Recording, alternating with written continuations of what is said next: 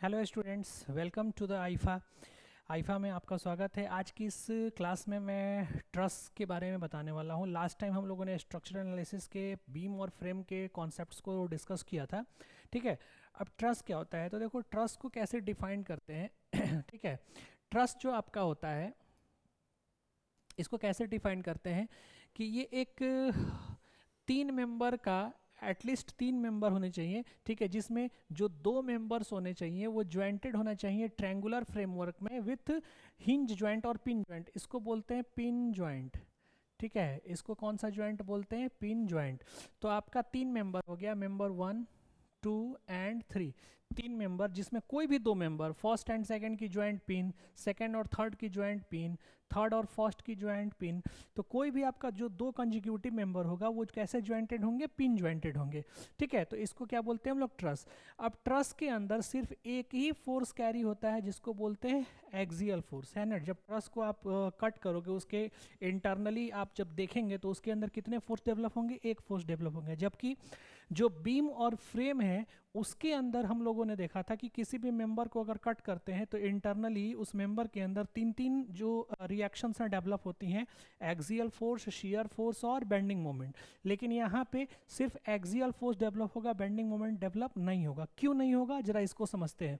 आप ये जानते हो कि ट्रस के इस हिंज ज्वाइंट पर, पिन ज्वाइंट पर मोमेंट क्या होता है? जीरो।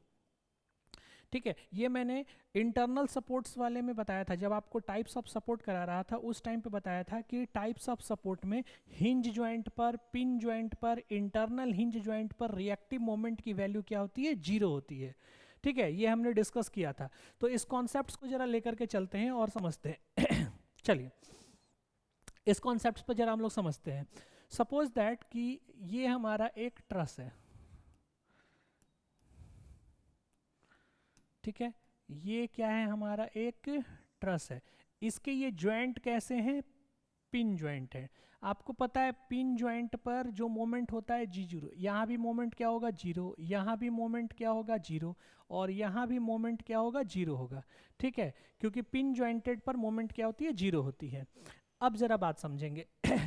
इस ट्रस को थोड़ी देर के लिए भूल जाइए और किसी दूसरे पॉइंट पे हम लोग डिस्कस करते हैं। जैसे मान लो कि कोई एक मेंबर है। ठीक है, मान लीजिए कि ये आपका एक मेंबर है। ठीक है, एक कॉन्सेप्ट मैं डेवलप कराना चाहता हूँ, उस कॉन्सेप्ट के बारे में जरा आप ध्यान देंगे, समझेंगे। फिर वापस हम लोग ट्रस्ट के ऊपर आते हैं कि कैसे ट्रस्ट के अंदर एक ही फोर्स होता है, उस चीज़ को हम लोग समझेंगे। अभी जरा यहाँ पे देखिएगा, ये एक मेंबर है आपके पास। ठीक है, अब इस मेंबर पर मैंने 2 फोर्सेस अप्लाई कर दिए। ठीक है, इसके ऊपर मैं 2 फोर्सेस अप्लाई कर रहा हूँ। एक यहाँ पे अप्लाई कर दिया फोर्स, और दूसरा फोर्स मैंने यहाँ अप्लाई कर दिया। ये 2 फोर्स मैंने अप्लाई कर दिए। ये रहा फोर्स नंबर F1 और इसको कह दिया F2। ठीक है, 2 फोर्सेस मैंने इसके ऊपर अप्लाई कर दिए। आप मेरे को बताइएगा कि इस मेंबर के किसी भी पॉइंट पर, पॉइंट नंबर 1, पॉइंट नंबर 2, कहीं भी कोई भी मैं पॉइंट कंसिडर कर लूँ, तो इस पॉइंट पर जो मोमेंट डेवलप होगा वो किसकी वजह से होगा? F1 की वजह से होगा या F2 की वजह से होगा? किसकी वजह से होगा? मोमेंट। अब ये मोमेंट क्या होता है? मोमेंट को हम लोग बेसिकली समझते हैं, मोमेंट इज इक्वल टू क्या होता है? Force into perpendicular distance. ठीक है, मोमेंट क्या होता है? Force into perpendicular. जैसे ये आपका कोई फोर्स है। ठीक है, फोर्स है और आप मोमेंट कैलकुलेट करना चाहते हैं, तो मान लो इस वाले डिस्टेंस में मोमेंट करती है, ये तो फोर्स इसी से पास कर रहा है, तो परपेंडिकुलर डिस्टेंस, परपेंडिकुलर डिस्टेंस का मेंबर ये है। अगर ये मेंबर है और यहाँ से मैंने फोर्स अप्लाई किया और इस पॉइंट पे मैं मोमेंट निकालना चाहूँगा, तो इस फोर्स से ये परपेंडिकुलर डिस्टेंस है। ठीक है, तो मोमेंट कैलकुलेट होकर के आएगा। यानी मोमेंट कैसे कैलकुलेट करते हैं? Force into perpendicular distance. तो इस F1 की वजह से अगर आप देखेंगे तो 2 वाले पॉइंट पर इतनी परपेंडिकुलर डिस्टेंस आपकी मिल रही है, ये R1। इसकी वजह से इस 1 वाले पॉइंट पर अगर आप देखोगे तो यहाँ से यहाँ तक आपको डिस्टेंस मिल रहा है, जिसको आप बोल दोगे R2। ठीक है, लेकिन जरा F2 वाले को देखेंगे कि F2 जो है ये तो इस 2 वाले पॉइंट से पास ही कर रहा है, तो क्या F2 की वजह से कोई मोमेंट डेवलप होगा यहाँ? नहीं। क्या F1 की वजह से मोमेंट डेवलप होगा? नहीं। मोमेंट किसकी डेवलप से होगा? F1 की वजह से। तो अगर मैं इस मेंबर में कहीं भी मोमेंट लिखना चाहता हूँ सपोज, तो मोमेंट इज इक्वल टू, अगर मैं इस 1 पॉइंट पे लिखना चाहूँ M1 की वजह, तो कितना हो जाएगा? F1 इंटू R2, ठीक है। अगर 2 वाले पॉइंट पे लिखूंगा, इस वाले पॉइंट पे, तो यहाँ तक डिस्टेंस कितना? R1, तो F1 इंटू R1, यही होगा वैल्यू। बात समझ में आ रही है? ठीक है। तो अब ज़रा एक चीज़ बताएंगे मेरे को कि अगर कोई ट्रस है, सपोज दैट कि ये कोई आपका ट्रस है, समझिएगा आप, ट्रस के अंदर मैं आ रहा हूँ, ये हमारा क्या है? ट्रस है। काफ़ी इंपॉर्टेंट कंसेप्ट है। और इस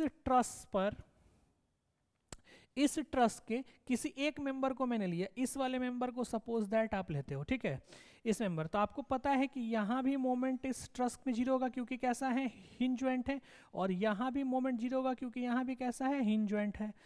अब अगर मोमेंट जीरो है इधर भी, यानी दोनों पॉइंट्स पर मोमेंट जीरो है, और मोमेंट कौन सी फोर्स की वजह से होता है ये देखते हैं, F1 या F2, किसकी वजह से होता है? F1 की वजह से होगा। F1 जो है इस मेंबर के लिए कैसा फोर्स है? तो इसको हम लोग कौन सा फोर्स बोलेंगे? Shear force. इसको हम लोग कौन सा फोर्स बोलेंगे? Shear force. और F2 को कौन सा फोर्स बोलेंगे? Axial force. F1 को कौन, F2 को कौन सा? Axial force. इट मीन्स कि जो मोमेंट डेवलप होता है वो ओनली ड्यू टू, मोमेंट जो होता है ओनली ड्यू टू कौन सा फोर्स? शियर फोर्स की वजह से होता है। कौन सी फोर्स की वजह से होता है? शियर फोर्स की वजह से। तो यहाँ पे आपने मोमेंट जीरो कर दिया, यानी मोमेंट को आपने जीरो कर दिया। तो अगर ये मोमेंट सर जीरो हो गया, मोमेंट जीरो हो गया, तो ये वाला फोर्स का वैल्यू कितना हो जाएगा? जीरो। डिस्टेंस हो या ना हो क्या फर्क पड़ता है? यहाँ इक्वेशन में देखना, इस इक्वेशन में मोमेंट जीरो, तो फोर्स क्या हो जाएगा? जीरो। और ये कौन सी फोर्स होगी? Shear force. ये कौन सी फोर्स होगी? Shear force. बात समझ में आ रही है? तो ट्रस के किसी भी इस मेंबर में किसी भी मेंबर में मैं बात करूंगा तो हमारे पास मोमेंट जीरो होगा और हमारे पास क्या होगा? शियर फोर्स जीरो होगा। लेकिन एक्सियल फोर्स का वैल्यू एग्जिस्ट करेगा। एक्सियल फोर्स का वैल्यू एग्जिस्ट करेगा। तो आई होप आपको इतना क्लियर हो गया होगा कि ट्रस के किसी भी मेंबर में, अगर कोई ट्रस है तो किसी भी एक मेंबर में सिर्फ एक ही फोर्स कैरी आउट होगा, और जिसको हम लोग क्या बोलते हैं? Axial force. शियर फोर्स और मोमेंट उसमें क्या होती है? जीरो होती है। क्यों? क्योंकि इसके अरेंजमेंट में आपने हर तरफ मोमेंट को जीरो कर दिया, और जैसे ही मोमेंट जीरो हो गया तो मोमेंट की वजह से कौन सा फोर्स जीरो हो जाएगा? शियर फोर्स जीरो हो जाएगा। क्योंकि मोमेंट जो होता है वो इक्वेशन में अगर आ रहा है तो किसकी वजह से? सिर्फ और सिर्फ शियर फोर्स की वजह से। एक्सियल फोर्स की वजह से मोमेंट डेवलप नहीं होता। क्लियर है? चलिए, यहां तक हम लोग पॉइंट क्लियर हो गया। यानी जो मेंबर है, ऑल मेंबर, ठीक है, all member carry only axial force. सिर्फ और सिर्फ कैसा फोर्स कैरी होगा इसके अंदर? एक्सियल फोर्स कैरी होगा। ठीक है, आगे समझते हैं। तो each member carry one forces. सारे मेंबर्स के पास कितने फोर्सेस होंगे? एक फोर्सेस होंगे, है ना? सारे मेंबर्स के पास एक फोर्स। अगर एक मेंबर है तो एक फोर्स। ट्रस के अंदर अगर दो मेंबर हो गए तो दो फोर्स। ट्रस के अंदर तीन मेंबर है तो तीन फोर्स। यानी ट्रस में जितने मेंबर होते हैं उतने इंटरनल फोर्सेस डेवलप होती हैं, जिसको हम लोग अननोन्स कहते हैं, जिसकी वैल्यू हमें स्ट्रक्चरल एनालिसिस में फाइंड आउट करनी पड़ती है। उसके लिए मेथड होते हैं, या तो मेथड ऑफ ज्वाइंट लगाना पड़ता है हमें, या मेथड ऑफ सेक्शन लगाना पड़ता है। वो हम लोग लास्ट में देखेंगे कि क्या होता है मेथड ऑफ ज्वाइंट और क्या होता है मेथड ऑफ सेक्शन। ठीक है, तो अगर m मेंबर है, कितने मेंबर है? m, तो हमारे पास फोर्सेस कितनी हो जाएंगे? m फोर्सेस हो जाएंगे। तो ये तो इंटरनल प्रॉब्लम हो गया। इंटरनली अगर हमारे पास ये एक ट्रस है, ठीक है, और यहां हमने सपोर्ट प्रोवाइड करा दिया, तो इंटरनल अननोन्स, अगर आपसे पूछा जाए कि इंटरनल अननोन कितना है इसमें, ठीक है, इंटरनल अननोन, तो यहां पे कितना बोलेंगे? तीन, क्योंकि एक मेंबर में एक, दो, तीन, तीन इंटरनल फोर्सेस हमारे पास हैं। क्लियर है? आगे समझते हैं। ये तो बात हो गई इंटरनल अननोन्स के बारे में। ठीक है, नेक्स्ट आगे डिस्कस करते हैं। अब बात आती है यहाँ पे कि total number of member forces and support reaction. Support पर रिएक्शंस जो होती हैं वो आर डेवलप होती हैं। तो टोटल अननोन्स की वैल्यू कितनी हो गई? m plus are. ये टोटल अननोन हो गए, इंटरनल और एक्सटर्नल मिला करके। ये आर क्या हो गया? External reaction. एक्सटर्नल रिएक्शन, ठीक है, ये आर क्या है, एक्सटर्नल रिएक्शन जो सपोर्ट पे डेवलप होता है, ठीक है, और ये एम क्या है, इंटरनल अननोन्स, ठीक है, internal unknowns, internal unknowns, clear है। अब आगे समझते हैं, टोटल नंबर ऑफ अननोन्स हमारे पास कितनी हो गई, m प्लस आर, ठीक है, टोटल नंबर ऑफ अननोन्स। अब अवेलेबल इक्विलिब्रियम इक्वेशन क्या होती है, क्योंकि degree of static indeterminacy ds, मैंने लास्ट चैप्टर में भी आपसे डिस्कस किया था कि डिग्री ऑफ स्टैटिक इंडिटरमिनेसी अगर हमें कैलकुलेट करना हो तो इसके लिए हम क्या करते हैं, हमें यहाँ पे एक इक्वेशन डेवलप करनी पड़ती है कि टोटल नंबर ऑफ अननोन्स कितना है और टोटल अवेलेबल इक्विलिब्रियम इक्वेशन कितना है, ठीक है, टोटल नंबर ऑफ अननोन्स कितना है और टोटल अवेलेबल इक्विलिब्रियम इक्वेशन कितना है। तो टोटल अननोन्स में से इक्विलिब्रियम इक्वेशन को माइनस कर देंगे, जो आ जाएगा उसी को बोलते हैं डिग्री ऑफ स्टैटिक इंडिटरमिनेसी। तो अवेलेबल इक्वेशन कितना है वो देखते हैं। देखिए ट्रस के जितने भी ज्वाइंट्स होते हैं, ठीक है, each joint have 2 number of static equilibrium equation. Truss के हर ज्वाइंट पे 2 इक्विलिब्रियम इक्वेशन होते हैं। कौन कौन सा, तो वो 2 इक्वेशन होती हैं, ये summation of f x zero पहला और summation of f y zero दूसरा। अब आप बोलोगे कि सर हमारे पास तो इक्विलिब्रियम इक्वेशन 3 होता है, summation of f x zero, f y zero और एक मोमेंट जीरो, ठीक है, मोमेंट जीरो वाली भी इक्वेशन होती है, लेकिन वो यहाँ पे किसी काम का नहीं है। क्यों नहीं है काम का, because we know that, already हमें मालूम है कि ट्रस के किसी भी पॉइंट पर किसी भी मेंबर में कहीं भी कोई भी मोमेंट डेवलप होने वाला नहीं है। क्यों, क्योंकि इसकी अरेंजमेंट में हर ज्वाइंट पर हमने क्या कर दिया, पिन ज्वाइंटेड कर दिया, हिंज ज्वाइंटेड कर दिया। तो उस हिंज ज्वाइंट की वजह से ट्रस के किसी भी मेंबर में कोई भी आपका बेंडिंग मोमेंट डेवलप नहीं होगा। तो जब बेंडिंग मोमेंट है ही नहीं, बेंडिंग मोमेंट जब है ही नहीं, तो फिर मोमेंट वाला इक्वेशन किस काम का, किसी काम का है क्या जी, है किसी काम का नहीं। तो मोमेंट किसी काम का नहीं है, ठीक है, यानी मोमेंट वाला इक्वेशन हमने इग्नोर कर दिया। तो अब हमारे पास जो बचे वो कौन से, एफ एक्स और एफ वाई। 2D के केस में 3D में जाएंगे तो 3 आ जाएगा, एक जेड वाला इक्वेशन बढ़ जाएगा, एफ जेड, मोमेंट नहीं फोर्स वाला ही। यानी एक ज्वाइंट पर 2D में 2 इक्वेशन होंगे और 3D में 3 इक्वेशन होंगे। फिलहाल 3D को थोड़ा देर के लिए इग्नोर करते हैं, हम लोग 2D पे बात करते हैं। तो एक ज्वाइंट पर कितने, 2, अगर 2 ज्वाइंट हो गए तो टोटल इक्वेशन कितना, फटाफट बताइएगा। एक ज्वाइंट पर 2, तो 2 ज्वाइंट हो गए तो 4, अगर 3 ज्वाइंट हो गए तो 6। इसका मतलब ये हुआ कि अगर नंबर ऑफ ज्वाइंट j है, j नंबर ऑफ ज्वाइंट है, तो टोटल इक्विलिब्रियम इक्वेशन जो हमारे पास होगी वो कितनी होगी, total number of equilibrium equation कितनी हो गई, 2j हो गई, 2 टाइम्स मल्टीप्लाई कर देंगे। तो ये आ गया टोटल इक्विलिब्रियम इक्वेशन, और ये है हमारे पास total number of unknowns, total number of unknowns. तो टोटल नंबर ऑफ अननोन में से total number of equilibrium equation को माइनस कर देंगे, डिग्री ऑफ स्टैटिक इंडिटरमिनेसी मिल जाएगा। यानी m प्लस आर, ये टोटल अननोन्स माइनस कर दिया 2j, तो एक इक्वेशन बन गया 2D के लिए ds का, ds is equal to m plus r minus 2j। बात समझ में आ रही है क्या, क्लियर है पॉइंट। अगर यही चीज 3D के लिए आप देखोगे तो 3D के लिए क्या करेंगे, m प्लस आर, ये तो हमारे उतना ही है, 3D हो या 2D हो, मेंबर ऑफ इंटरनल अननोन्स, एक मेंबर में एक ही फोर्स होगा, वो कौन सा, एक्सियल फोर्स होगा, क्योंकि शियर और मोमेंट 0 है, ठीक है। और एक्सटर्नल रिएक्शन, रिएक्शन होएगा सपोर्ट वाली रिएक्शन, माइनस में क्या कर देंगे, 3j कर देंगे। क्यों, क्योंकि एक ज्वाइंट पर 3D में 3 इक्वेशन हो जाएगी। कौन सा इक्वेशन एक पड़ गया, जेड वाला, क्लियर है। तो ये हमारे पास रिलेशन हो गया डिग्री ऑफ स्टैटिक इंडिटरमिनेसी को कैलकुलेट करने का। आई होप आपको ये चीजें क्लियर हो गई होंगी। तो कुछ क्वेश्चंस वगैरह समझते हैं। अब जैसे ये है, इसमें मुझे कैलकुलेट करना है डिग्री ऑफ स्टैटिक इंडिटरमिनेसी कितना होगा। तो ds में कैसे कैलकुलेट करेंगे देखता हूँ।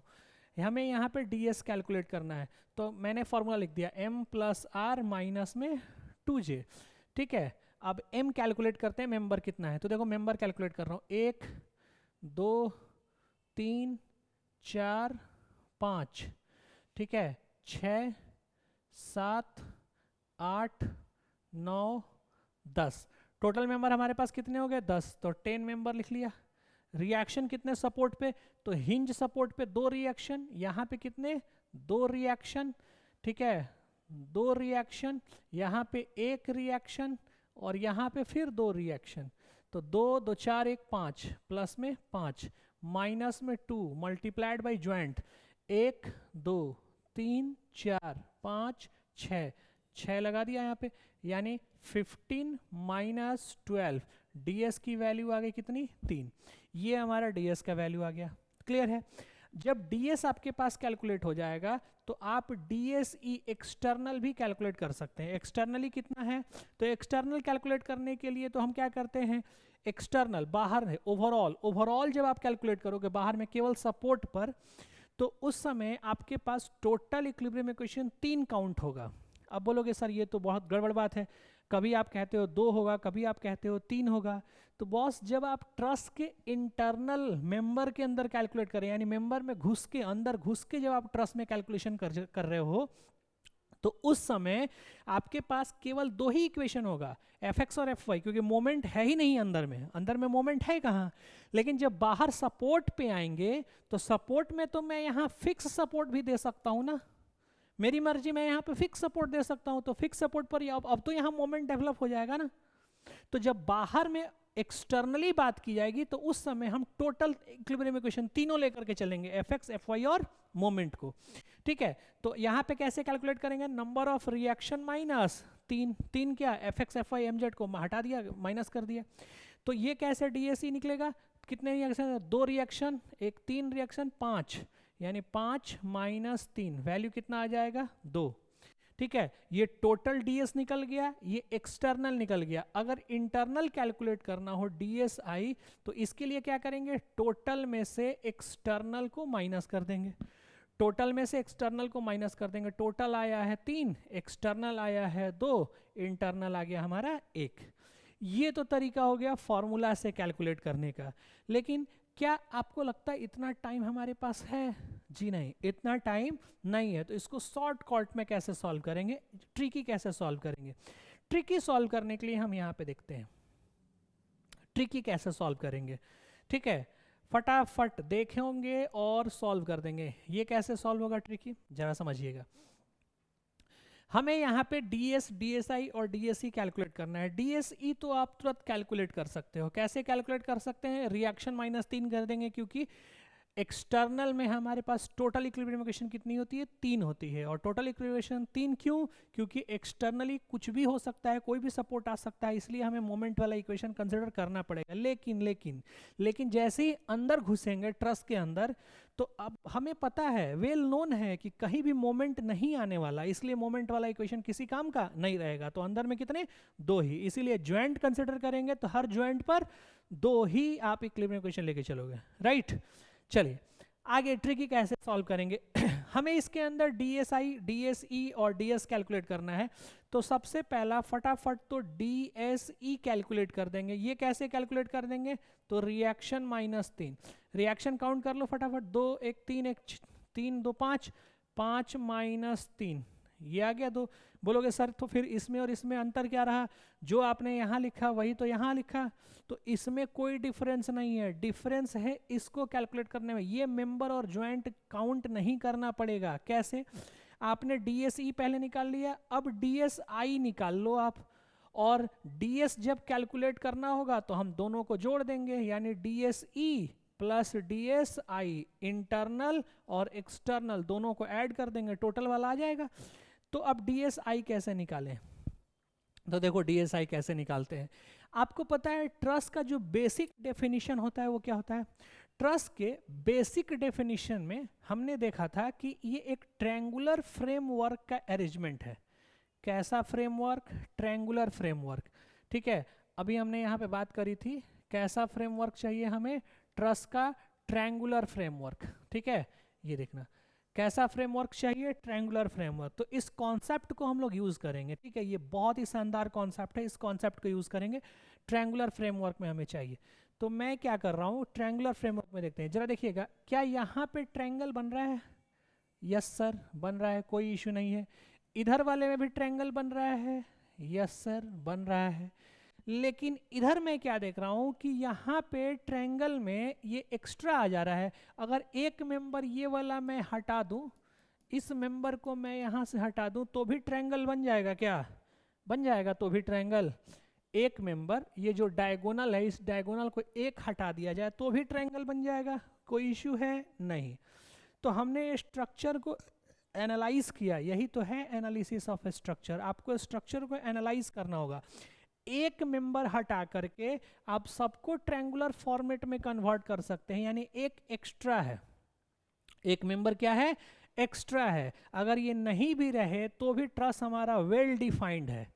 तो एक एक्स्ट्रा है तो वही तो एक इंटरनल अननोन है जिसकी वैल्यू आपने यहाँ पे कैलकुलेट कर रखा था, वन अननोन।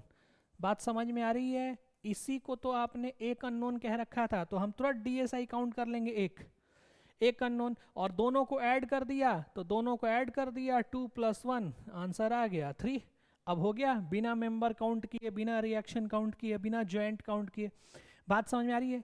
यानी फाइनली यहाँ देखेंगे ट्रिक क्या है कि किसी भी सिंपल ट्रस में, एक simple truss, if there is a double diagonal, किसी भी एक सिंपल ट्रस में अगर हमारे पास डबल डायगोनल पैनल है, ठीक है, डबल डायगोनल पैनल एग्जिस्ट कर रहा है, then the truss becomes internally indeterminate. अगर डबल डायगोनल आ गया, दो डायगोनल आ गया, एक ये और दूसरा ये, दो डबल डायगोनल आ गया, तो हमारे पास ट्रस जो है वो 1 डिग्री से, 1 डिग्री से इंटरनली इनडिटर्मिनेट हो जाएगा, यानी डीएसआई इंटरनली 1 आ जाएगा।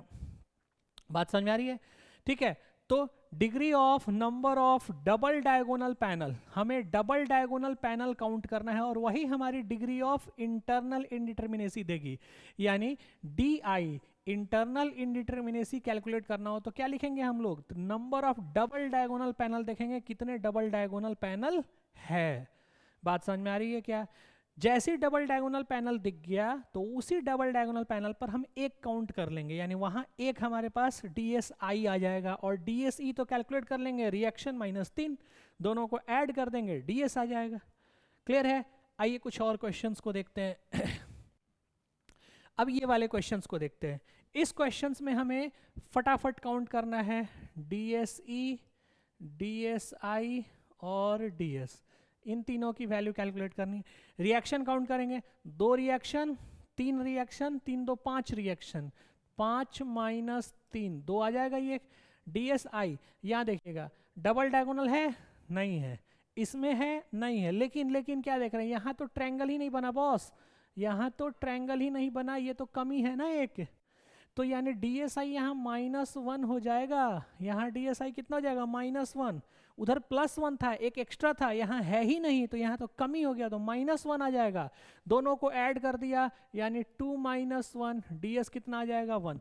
आप चाहो तो इसको चेक कर सकते हो डीएस कैलकुलेट करके, कैसे, m + r - 2j जो हमने बताया है। मेंबर काउंट कर रहा हूँ मैं, 1 मेंबर, 2 मेंबर, 3 मेंबर, 4 5 6 7 8, 8 मेंबर हो गए, 8 लिख दिया। रिएक्शन कितने, 2 3 2 5, तो 5 हो गए यहाँ पे, -2 इंटू ज्वाइंट्स कितने हो गए, 2 2 4 2 6, 6 ये हो गए।